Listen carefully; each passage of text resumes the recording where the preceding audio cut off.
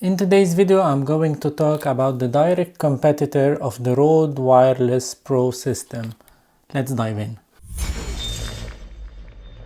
Hello everyone, I hope you are all good. I'm Photorabs, a portrait photographer based in France, and in today's video I'm going to show you a new mic system from Saramonic, the Saramonic Ultra, that you can find in white version or in black version.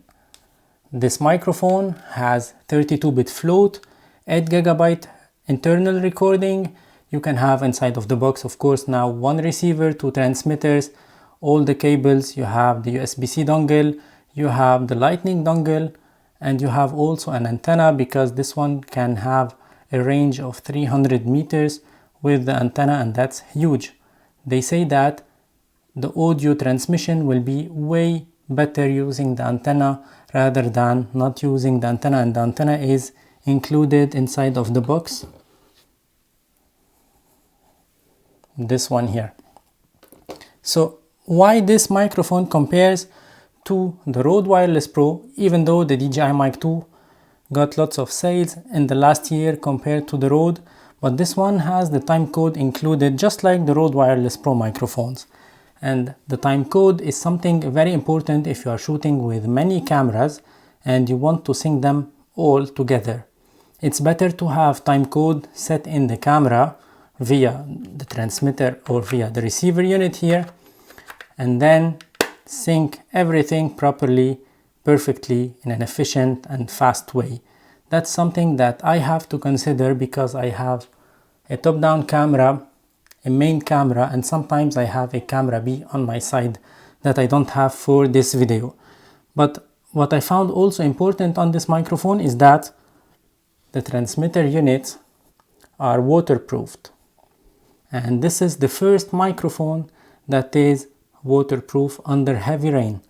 That's something amazing. If you'd like to vlog outdoors, you don't have now to hide the microphone inside of your jacket and have that friction noise catched up by the microphone capsules. Now you are free to take your microphone outside of your jacket and to record your audio without any problem concerning the water, concerning the raindrops on top of this microphone. So this microphone is IPX5 waterproof. You can take it outdoor, make your vlog with it without issues at all. And having the timecode included, now we have the timecode built in almost all of the cameras. You can sync your files with the camera without having to add the receiver unit on top of the camera and then plugging it to the audio jack on your camera, and that's very important in my opinion. And from the other side, you know that DJI Action 5 Pro, DJI Action 4, Pocket 3 and Insta360 Ace Pro 2, they have timecode included.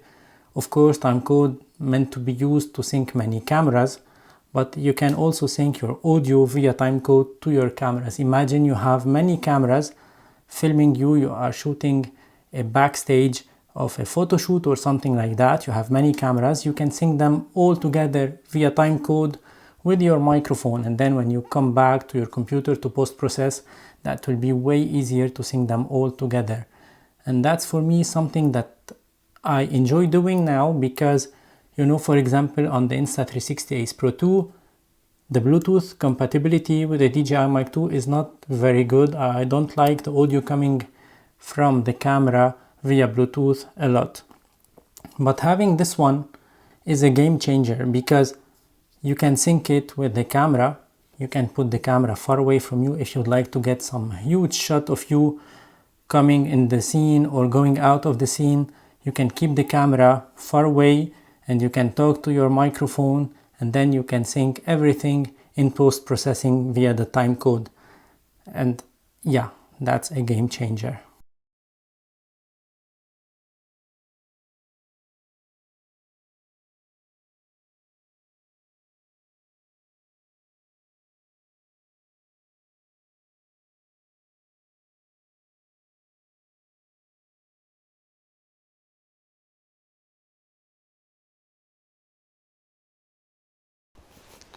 Let us start now by the timecode test with the Insta360 Ace Pro 2.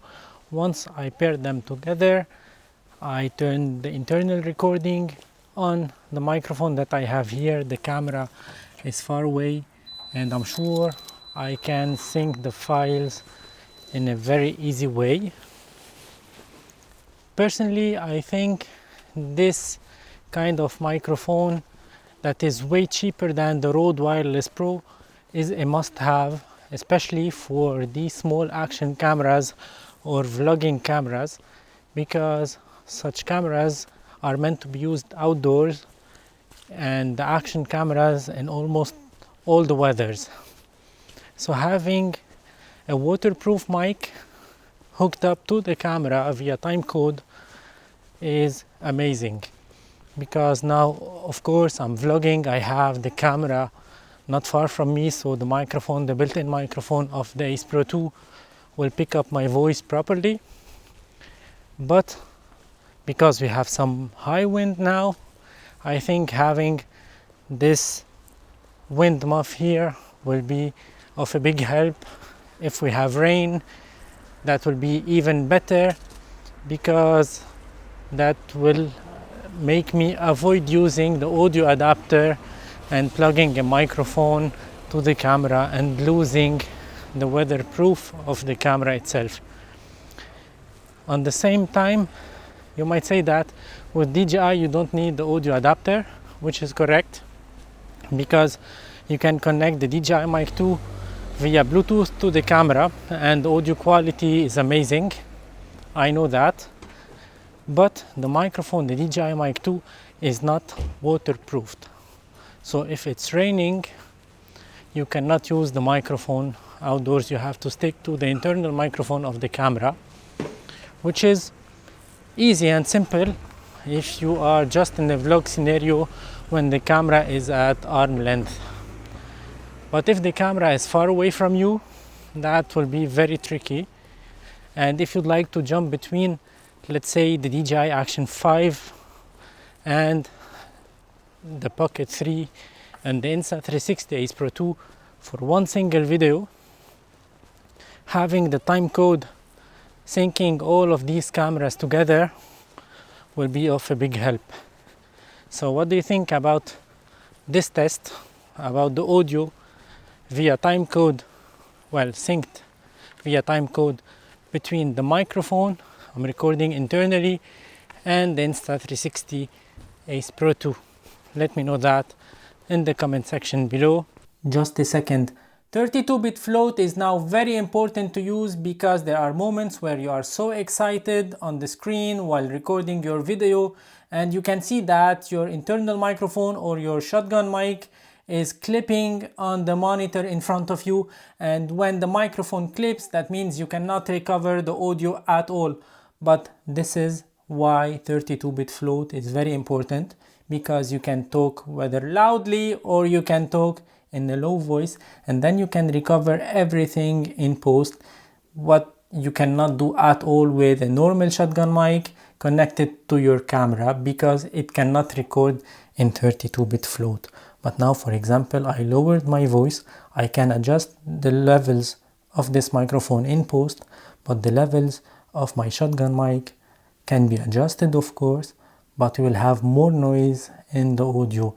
And if I start speaking very loudly like this, I can lower in post my voice while this one is clipping. I can see that on the monitor, and I can do nothing for the clipped audio of this one. And this is why using a 32-bit float is just a game changer in the audio industry. On the front side of the transmitter unit, you have these buttons here. These are to mute your audio. These are very helpful, especially if you are doing a live stream and you would like to mute your microphone because maybe a car passed by, you have your neighbors knocking on your door or something like that. You can mute it and no one will be able to listen to what's happening, and then you can unmute it to continue talking, to continue making your live stream. And that's very important.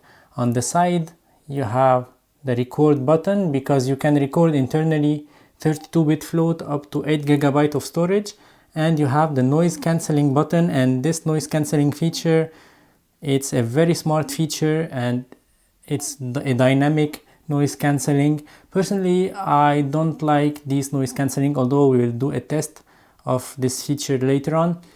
But I'm not a big fan of noise cancelling on the microphones. I said it many times now, I prefer to do it in DaVinci Resolve on my computer, so I can adjust the level of noise cancelling according to what I like, according to the kind of noise around. But if you are in a loud environment, you can use it, and that will save you lots of time in post-processing. So now I'm testing this microphone. Noise cancelling is off. Let me know, what do you think about the audio without the noise cancelling? There is a car passing.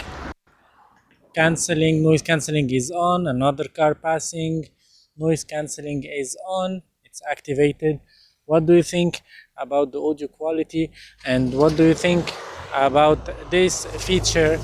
Will you use it if you have it on your mic, or will you be like me? I don't like it, to be honest. I prefer doing my noise cancellation later on in post if needed, and normally when there are noisy car passing by, I try not to talk. I can maybe wait few seconds and then continue my sentence and so on. But now, just for the sake of this test, noise cancelling on. What do you think about the audio quality? As you can see on the top here, you have the mic capsule unit, and you have this audio port here where you can connect the lav mic. So these microphones are compatible with lav mics, and the price of these microphones with two lav mics is about $300, and without the two lav mics it's about $269 or $270. So for $30 you get two great lav mics with these microphones, while the pack from Rode Wireless Pro with two lav mics is about $400 now, a year after it was released. So that's why this microphone is a direct competitor of the Rode. You have everything that you have with the Rode. You have the timecode, you have the built-in storage, you have the 32-bit float, but also you have the waterproof here that you don't have at all on the Rode Wireless Pro. I think now you are more interested to see how this microphone, this cheap solution from Saramonic, the Saramonic Ultra, compares to the Rode and to the DJI mic in an outdoor situation. I'm going to do that, but before we go out, let me know, what do you think about the audio quality? Now I'm recording with this white unit here on my shirt in my home studio. What do you think about the audio coming out of this microphone? Let me know that in the comment section below. And now let's go outside to make some comparisons. Now I'm recording internally on the Rode Wireless Pro, on the DJI Mic 2, and on the Saramonic Ultra. I'm recording internally. Which one you think sounds better? Which one is clearer?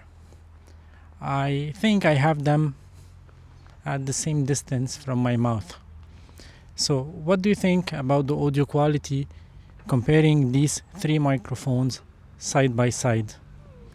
The Rode Wireless Pro, the Saramonic Ultra, or the DJI Mic 2? Let me know your thoughts and your comments down below.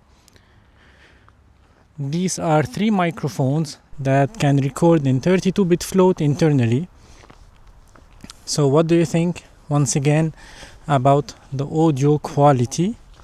Let me know that down below. I don't have the noise cancellation activated on any of these microphones. I have only the wind muff on top because there is a small breeze around, and as I said before, I don't like the noise cancelling on these microphones. I think I can do a better job on DaVinci Resolve. On DaVinci Resolve you can adjust the noise cancelling according to your likings and according to the noise level around that you'd like to take out. So what do you think about the audio coming out of this Saramonic Ultra? Now I will pack the GoPro. Now I will pack the Rode Wireless Pro, the DJI, and then I'll continue my tests with the Saramonic Ultra. Now I have the microphone connected to the camera via the receiver unit, which is on top of my camera, with the antenna, because Saramonic on the spec sheet they say that this microphone can have a range of 300 meters with the antenna and not only in line of sight. So now I'm recording internally on the microphone just in case I lost the signal, but I'm sure that I will not lose it. I've done a test before and everything works perfectly. So I'm just worried that someone will pass and steal my camera. But other than that, I'm quite confident that the audio will be very good, even if I'm not in a direct line of sight with the camera. So let me know what you think about the audio quality. I'm sure that now you cannot see me at all. That's why I have this jacket, so you might maybe notice it somewhere in the background of the image now. Let me know what do you think about the audio quality, and let me know if the transmission is good or not. I won't go to the internal recording of the microphone. I will use only the transmitted signal, but I have the onboard recording just as a backup. I can still see the camera. Let me go inside of the park and then to the left, so the camera will be very far away from me. I cannot see it anymore, and I have some houses on my right side, but it's very dangerous to keep your stuff away from you here. So I'll go back to the camera. Let me know once again what do you think about the audio quality. This microphone has a 32-bit float, 8 GB of internal recording, SPL of 100 up to 130 dB, which is amazing, so you won't have distortion with loud voices. That's amazing. And the 32-bit float is also very interesting, especially if you are in an environment where your talent or maybe yourself are so excited and you will speak loudly and then you will lower down your volume, your voice. So the 32-bit float is amazing. You have the noise cancelling if you are in an extreme noisy situation. That will be very helpful. For me, I will not use that noise cancelling because once again I prefer the noise cancelling on DaVinci Resolve. Let me go behind the camera now and I will go to the other side. Let me know what do you think about the audio, if the transmission is good or not. So now I cannot see the camera at all. It's behind the trees, behind the fence. So yeah, that's it. Let me know your thoughts about that, and let me know. Wait, let me go back in front of the camera. Okay, so now I will do just a walk with my back to the camera. What do you think about the audio? Once again, it's an audio test to see if the antenna is really helping when you're not facing the camera compared to when you are facing the camera directly. So I think it's a good add-on. Personally, even though it's a very nice feature, but I'm very afraid to keep my camera far away from me when using it, just to talk from far away. I prefer having a wide angle lens and then be not so far from the camera rather than putting a camera and go just there in order to talk to the camera, because once again it's very dangerous to keep your stuff without any control in a park or in a public park. It's a good feature if you are interested in such things, if you are like, maybe if you have a big place where you host lots of talents, where you do some live streams, and you need this kind of antenna to avoid any interference or to enhance the signal. If you have some lots of concrete walls around, that will be helpful. But for my case of use, it's not something that I will use on a daily basis.